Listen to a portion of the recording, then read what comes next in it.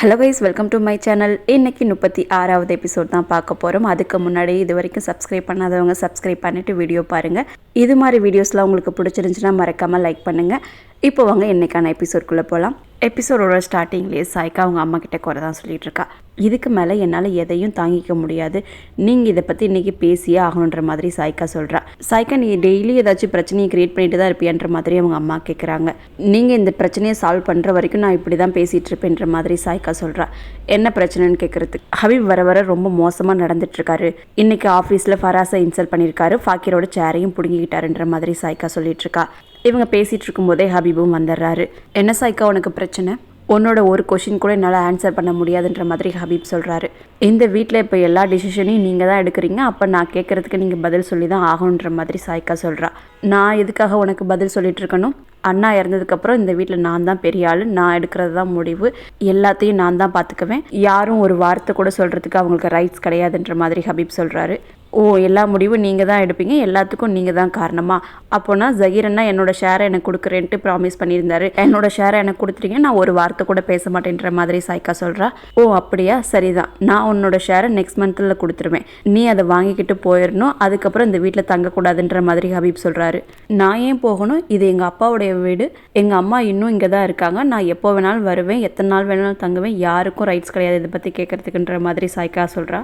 உன்னோட ஷேரை உனக்கு கொடுத்தாச்சுன்னா உனக்கு ஒரு ரைட்ஸும் கிடையாது இந்த வீட்டில், நீ அதுக்கப்புறம் வரவே கூடாது, இன்னும் 1 month தான் இருக்குது, அதுக்கப்புறம் என்னோட பிஸ்னஸை பற்றி பேசுகிறதுக்கு யாருக்குமே ரைட்ஸ் கிடையாதுன்ற மாதிரி சொல்லிட்டு ஹபீப் கிளம்பிடுறாரு. இதை கேட்டதும் சாய்க்கா அவங்க அம்மா கிட்ட, ஹபீப் பேசுகிறது கேட்டிங்களாம்மா? நீங்கள் இருக்கும்போதே இவர் இப்படி பேசிகிட்டு இருக்காருன்ற மாதிரி சொல்லிட்டு இருக்கா. அவங்க அம்மா எதுவுமே பேசாமல் அமைதியாகவே தான் இருக்காங்க. ஆயிஷா ஆனிக்கு தான் சமைக்க கற்றுக் கொடுத்துட்ருக்காங்க. ஆனியன் ப்ரௌன் கலரில் வந்ததும் அந்த கறி எடுத்து போடு, தீஞ்சு போகாமல் பார்த்துக்கும், நான் அந்த வெஜிடபிள்ஸை கட் பண்ணுறேன்ற மாதிரி ஆயிஷா சொல்லிட்டு போகிறாங்க. ஆனிக்கு சமைக்கிறதுல கொஞ்சம் கூட இன்ட்ரெஸ்டே இல்லை, அவள் எதையோ யோசிச்சுட்டே கிண்டிக்கிட்டே இருக்கிறா. ஆயிஷா பக்கத்துலேயே தான் வெஜிடபிள் கட் பண்ணிட்டு இருக்காங்க. ப்ரௌன் கலரில் வந்துருச்சான்ற மாதிரி கேட்டுக்கிட்டே இருக்காங்க. ஆனி எதுவுமே சொல்லாமல் தான் இருக்கா. ஆயிஷா அப்புறம் வந்து பார்க்குறாங்க, ஆனியன் லைட்டாக தீஞ்சிருச்சு போல். ஆனியன் ப்ரௌன் கலரில் வந்ததும் கறியை போட சொன்னே போடாமல் இப்படி தீச்சு வச்சுருக்கேன்னு திட்டுறாங்க ஆயிஷா. அது ப்ரௌன் கலரில் இருக்கா, தீஞ்சு போச்சான்னு எனக்கு எப்படி தெரியுன்ற மாதிரி ஆனி கேட்குறா. ஆயிஷா திட்டிக்கிட்டே, இது உனக்கு சரி வராது, நீ போய் அந்த வெஜிடபிளை கட் பண்ணுன்ற மாதிரி சொல்கிறாங்க. அவளும் போய் உருளைக்கிழங்க கட் பண்ணுறா. ஆனி உருளைக்கிழங்கு கட் பண்ணும்போது பாதி உருளைக்கிழங்க தோல்லையே போட்டுறா. இதை அவங்க அம்மா பார்த்துட்டு, ஐயோ ஆனி என்ன தான் பண்ணிகிட்ருக்க, இப்படி யாராச்சும் உருளைக்கிழங்கு கட் பண்ணுவாங்களா, பாதி உருளைக்கிழங்கையே தோலில் போட்டுன்ற மாதிரி திட்டிகிட்டு தான் இருக்காங்க ஆயிஷா. எனக்கு எப்படி இதெல்லாம் தெரியும், என்ன ஏன் கிச்சனில் வேலை செய்ய சொல்கிறீங்கன்ட்டு எனக்கு புரியவே இல்லைன்ற மாதிரி ஆனி சொல்லிகிட்ருக்கா. இதுக்கு தான் முன்னாடியே ஒன்று இதெல்லாம் கற்றுக்க சொல்லி சொன்னேன், ஆனால் நீ விளையாடுறதுல மட்டும்தான் இருந்த, உங்கள் சமீனா ஆன்ட்டியை நினச்சி பெருமைப்பட்டுட்டு இருந்த, இப்போது மாமியார் மாதிரி நடந்துட்டுருக்காங்கன்ற மாதிரி ஆயிஷா சொல்கிறா. சமீனா ஆன்ட்டி முன்னாடிலாம் நல்லா தான் இருந்தாங்க, இப்போதான் அவங்களுக்கு என்னாச்சுன்னு தெரிலன்ற மாதிரி ஆனி சொல்லிட்டு இருக்கா. நீ அவங்கள தப்பாக புரிஞ்சுக்கிட்ட, அவங்க எப்போவுமே இப்படி தான். இப்போ ஒன்று டின்னர் ரெடி பண்ண சொல்லியிருக்காங்க, இதுக்கு மேலே பிரேக்ஃபாஸ்ட்டு லஞ்சு எல்லா வேலையும் நீ தான் செய்யணும், நீயாவே படிக்கிறத விட்டுறணும், அதுக்காக தான் அவங்க அப்படி பண்ணிகிட்ருக்காங்கன்ற மாதிரி ஆயிஷா சொல்கிறா. நான் என்ன தான் பண்ணுறதுன்ற மாதிரி ஆனி கேட்குறா. ஒன்றும் பண்ண முடியாது, நீயும் என்ன மாதிரி கிச்சனில் தான் காலத்தை கழிக்கணும் போல், நான் ஏதாச்சும் பண்ணணும்னு நினச்சாலும் என்னால் பண்ண முடியலன்ற மாதிரி ஆயிஷா சொல்லிகிட்ருக்காங்க. ஆனிக்கு அழுகையே வந்துடுது, அழுதுட்டு தான் இருக்கா. ஆம்னா எதையோ ரொம்ப யோசிச்சுக்கிட்டு ரூம்லேயே தான் உட்காந்துருக்கா. அவங்க அம்மா வந்து என்னாச்சு ஏன் அப்படின்ற மாதிரி கேட்குறாங்க. எதுவும் இல்லைன்ற மாதிரி ஆம்னா சொல்கிறா. நீ எவ்வளோ தான் கஷ்டப்பட்டு மறைச்சாலும் எனக்கு தெரியும், என்னாச்சு சொல்லுன்ற மாதிரி அவங்க அம்மா கேட்குறாங்க. அம்மா, நான் என்ன யோசிச்சுட்டு இருந்தேன்னா, மேரேஜுக்கு அப்புறம் உங்களோட லைஃப் கஷ்டமாக இருந்துச்சா, அப்பா கூட உங்களுக்கு லைஃப்பை ரன் பண்ணுறதுல எதுவும் கஷ்டம் இருந்துச்சா அப்படின்ற மாதிரி அம்னா கேட்குறா. நீயே டெய்லியும் பார்த்துட்ருக்கல, எங்களுக்குள்ளே எந்த பிரச்சனையும் கிடையாதுன்ற மாதிரி அவங்க அம்மா சொல்கிறாங்க. இல்லைம்மா, உங்களுக்குள்ளே ஒரு அண்டர்ஸ்டாண்டிங் இருக்குது, அதனால் உங்களுக்குள்ளே பிரச்சனை இல்லைன்ற மாதிரி அவள் சொல்கிறா. அண்டர்ஸ்டாண்டிங்கிறது எல்லா ரிலேஷன்ஷிப்லேயும் இருக்கணும், அது கூட லவ் அண்ட் ரெஸ்பெக்டும் இருக்கணும், இது எல்லாம் இருந்துட்டால் போதும், வேறு எந்த பிரச்சனையும் வராது.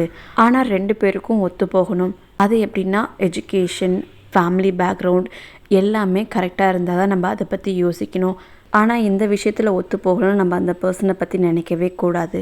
நீ உன்னோட ஸ்டடீஸில் மட்டும் கான்சன்ட்ரேட் பண்ணு, அப்பாவும் நீயும் முடிவெடுத்த மாதிரியே நீ அப்ராட் போய் படி, அங்கே போய் படிச்சுன்னா அங்கே இருக்கிற என்விரான்மெண்ட்டே வேறு, எல்லாமே மாறும், நீ திங்க் பண்ணுறதே வேறு மாதிரி இருக்கும், அதுதான் உன்னோட வாழ்க்கைக்கும் நல்லதாக இருக்கும், நீ அப்ராடுக்கு போகிறத பற்றி மட்டும் யோசின்ற மாதிரி அவங்க அம்மா சொல்லிட்டு போயிடுறாங்க. அவங்க அம்மா போனதும் அழுக ஆரம்பிச்சிட்றா. ஃபாக்கிர் இங்கே இருக்கிறதுனால அவளுக்கு அப்ராட் போகிறதுக்கே இஷ்டம் இல்லை. ஹபீப் அவங்க அம்மாவை பார்க்க தான் வந்திருக்காரு. ரூம்குள்ளே வந்ததுமே அவங்க அம்மா காலுக்கு முத்தம் கொடுக்குறாரு. அப்படியே முத்தம் கொடுத்துட்டு கட்டிலுக்கு கீழேயே உட்காந்துடுறாரு. என்ன சாமி பண்ணுற, கீழேயே உட்கார மேலேயே உட்காருன்ற மாதிரி அவங்க அம்மா சொல்கிறாங்க. ஹபீப் அப்படியே ரொம்ப எமோஷ்னலாக பேச ஆரம்பிச்சிடுறாரு. பிஸ்னஸ் பிரச்சனையை பார்த்துக்கிட்டு உங்களை பார்க்கவே வர முடியல, அண்ணா இறந்ததுக்கப்புறம் இப்போ தான் உங்களை பார்க்கவே வரேன்ற மாதிரி ஹபீப் சொல்கிறாரு. அவங்க அம்மாவும் நான் ஜஹீரை ரொம்ப மிஸ் பண்ணுறேன்ற மாதிரி சொல்லிட்டு இருக்காங்க. நான் உன்னோட பையன் இல்லையாம்மா, ஜஹீரன்னா நம்ம எல்லாருக்குமே நல்லது பண்ணியிருக்காரு. நான் உங்களுக்கு பையனாக எதுவும் பண்ணதே இல்லையாம்மா, உங்களோட பிரச்சனையை என்னோட பிரச்சனையாகவே நினச்சது இல்லையாமான்ற மாதிரி ஹபீப் கேட்குறாரு. பாட்டியும் என்னப்பா இப்படிலாம் பேசிகிட்டு இருக்க, சாய்க்கா பேசினதெல்லாம் பெருசாக எடுத்துக்காதுன்ற மாதிரி சொல்கிறாங்க. இது சாய்க்கா பேசினதுக்காக மட்டும் இல்லை, இந்த வீட்டில் இருக்க எல்லாருமே இப்படி தான் நடந்துட்டுருக்காங்க. அண்ணா இறந்ததுக்கப்புறம் எல்லாத்தையும் நான் தான் பார்த்துட்ருக்கேன். அப்படி இருந்தும் வீட்டில் இருக்க எல்லாரும் என்னை டிஃப்ரெண்ட்டாக தான் பார்க்குறாங்க. நான் ரொம்ப நேர்மையாக தான் அண்ணாவோட பிஸ்னஸை பார்த்துட்டு இருந்தேன். அண்ணா உயிரோடு இருந்தப்போ அண்ணா என்னை ஒரு வார்த்தை கூட சொன்னது கிடையாது. என் மேலே அவ்வளோ நம்பிக்கை வச்சுருந்தாரு. ஆனால் இப்போது என்னையவே பார்த்தா எனக்கு கிரிமினல் மாதிரி தோணுது. இந்த வீட்டுக்குள்ளே வரும்போதெல்லாம் ஏதோ கோர்ட்டுக்குள்ளே வர மாதிரி இருக்குன்ற மாதிரி ஹபீப் சொல்கிறாரு. அவங்க அம்மாவும் ஏன்பா இப்படிலாம் பேசிகிட்டு இருக்கன்ற மாதிரி தான் சொல்லிகிட்டு இருக்காங்க. நான் உன்னோட பையன் இல்லையாம்மா, இந்த ஃபேமிலி என்னோடது இல்லையா, நம்ம ஃபேமிலிக்கு எந்த வழியும் கொடுக்கக்கூடாதுன்னு நான் எவ்வளவோ போராடிட்டுருக்கேன். அப்படி இருந்தும் எல்லாரும் என்னை ஒரு மாதிரி பார்க்குறாங்கன்ற மாதிரி சொல்லிட்டு ஹபீப் அழ தான் செய்கிறாரு. அழாத ஹபீப், நீயும் அவங்களோட ரத்தம் தான், எப்படி உன்னை மட்டும் அவங்க பிரித்து பார்ப்பாங்க, அப்படிலாம் எதுவும் கிடையாது. எனக்கு உன் மேலே நம்பிக்கை இருக்குது. ஜஹீர் இறந்ததுக்கப்புறம் பிஸ்னஸை பார்த்துக்க உனக்கு தான் ரைட்ஸ் இருக்குன்ற மாதிரி பாட்டி சொல்கிறாங்க. ஆஃபீஸில் ஹபீப் ஃபாக்கிருக்கு சேர் விடல, அதனால் ஃபாக்கிர் ரொம்பவே கோவமாக தான் இருக்கான். அவங்க அம்மா கிட்ட தான் சொல்லிகிட்ருக்கான், அவர் என்ன ஆஃபீஸில் எவ்வளோ இன்சல்ட் பண்ணாருன்னு உங்களுக்கு தெரியுமா, ஆஃபீஸில் இருக்க எல்லாரும் என்ன ஒரு பியூன் மாதிரி பார்த்துட்டு இருந்தாங்கன்ற மாதிரி ஃபாக்கிர் சொல்லிகிட்ருக்கான். சமீனா பொறுமையாக தான் எடுத்து சொல்கிறாங்க. இப்படிலாம் ஹபீப் பண்ணுவாருன்னு எனக்கு தெரியும், அதுக்கு தான் உன்கிட்ட முன்னாடியே சொல்லியிருந்தேன்.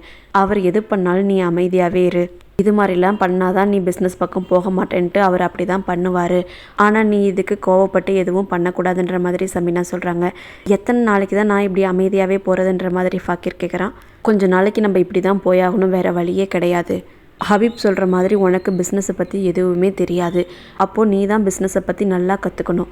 நீ ஒரு இன்வெஸ்டரை கண்டுபிடிக்கணும். அப்படி கண்டுபிடிச்சிட்டனா ஜம்ஷீத்தோட மணி நம்ம திருப்பி கொடுத்துடலாம். ஹபீப் முன்னாடி எந்த பிளேஸில் இருந்தாரோ அதிலேயே இருப்பாருன்ற மாதிரி சமீனா சொல்கிறாங்க. இன்வெஸ்டரை கண்டுபிடிக்க ரொம்ப டைம் எடுக்கும். அது வரைக்கும் நம்ம வெயிட் பண்ணிட்டு இருந்தோம்னா ஹபீப் ரொம்ப ஸ்ட்ராங்காகிடுவாருன்ற மாதிரி ஃபாக்கிர் சொல்லிட்டு இருக்கான். ஆமாம், ஹபீப் ஸ்ட்ராங்காக தான் செய்வார். நமக்கு வேறு வழியே கிடையாது, நம்ம வெயிட் பண்ணி தான் ஆகணும். அவர் முன்னாடி இருந்ததுக்கு ஸ்ட்ராங் ஆகலாம், ஆனால் அந்த பிஸ்னஸ் நம்மளுடையது, நம்ம எப்போவா இருந்தாலும் அதை வாங்கிடலாம். நீ அமைதியாக மட்டும் இருன்ற மாதிரி சமீனா சொல்லிட்டு இருக்காங்க. ஆனி ஃப்ரெண்ட்ஸ் நோட்ஸ் எல்லாம் கொடுக்க சொல்லி ஹம்சா கிட்ட கொடுத்துருந்தால, அதை கொடுக்கறதுக்காக தான் ஹம்சா ஆனி வீட்டுக்கு வந்திருக்கான். வீட்டுக்கு வெளியே நின்றுட்டு ஆனிக்கு கால் பண்ணுறான். ஆனால் ஆனி கால் எடுக்கவே இல்லை, கட் பண்ணிடுறான். ஆனி ஃபோனை கட் பண்ணவும் ஹம்சா வாய்ஸ் மெசேஜ் தான் அனுப்புகிறான். உன்னோட ஃப்ரெண்டால் இன்றைக்கி வர முடியலாமல் என்கிட்ட நோட்ஸ் கொடுத்து விட்டுருக்காங்க, நான் வீட்டுக்கு வெளியே தான் நிற்கிறேன், வந்து வாங்கிட்டு போன்ற மாதிரி வாய்ஸ் மெசேஜ் பண்ணுறான். ஆனி வாய்ஸ் மெசேஜை பார்த்துட்டு உடனே கீழே வரா. உனக்கு என்ன பைத்தியமா, நீ எதுக்காக இங்கே வந்தன்ற மாதிரி ஆனி கேட்குறா.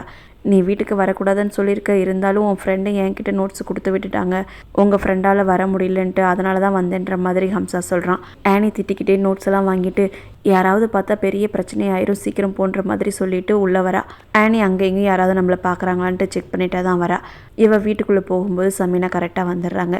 கேட்டுக்கிட்ட நின்று யாருக்கிட்ட பேசிகிட்டு இருந்த, எதுக்காக பேசிகிட்டு இருந்த, யார் அந்த பையன்ற மாதிரி கேட்குறாங்க. இதோட இந்த எபிசோடை முடிச்சிட்டாங்க. நெக்ஸ்ட் எபிசோடில் சந்திப்போம். தேங்க்யூ ஃபார் வாட்சிங்.